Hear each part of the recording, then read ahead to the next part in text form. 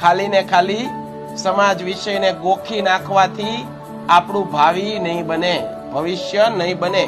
આ વસ્તુ જે કહું છું એ બધી ધ્યાનમાં લેતા જાજો મારા દોસ્તો, કારણ કે આ બધો સમય વયો જાહે ત્યારે અમારી વાતો યાદો આવશે તમને. પછી તમારા સાહેબ ક્યાં છે એની ખબર હોય, પણ યાદી રહેશે કે નહીં અમારા સાહેબ અમને જયારે 10મું ધોરણ ભણાવતા હતા ત્યારે આ વસ્તુ ભૂલાય નહીં હો બેટા. શિક્ષકોએ જે સ્કૂલની અંદર, ટ્યુશનની અંદર જે તમને સલાહ આપી હોય ને એ જીવનના કોઈ પણ મુકામે, જીવનના કોઈ પણ એક સમયે દરેક વિદ્યાર્થીઓને યાદ આવે જ છે, આવે જ છે, આવે જ છે.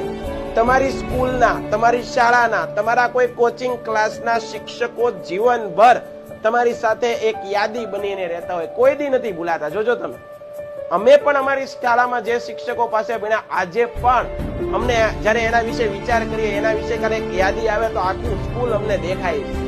બરાબર છે? તો એ બહુ અદ્ભુત ક્ષણો હોય છે. તો માનજો, વડીલોનું માનજો, શિક્ષકોનું માનજો. તમારા કોઈક શુભ ચિંતકો છે, તમને એના પર ટ્રસ્ટ છે કે મારું ભલું વિચારે છે, એવા લોકો વિશે, એવા લોકોની વાતોને સમજજો.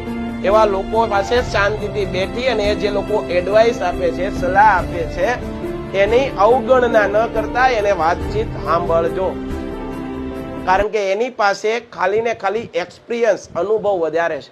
તમે જે એજમાં છો એ એજમાંથી એ પસાર થયા છે, એ રસ્તા પરથી એ ચાલી ગયા છે, એટલે એને ખબર છે કે આ રસ્તો ક્યાં સુધી પહોંચશે.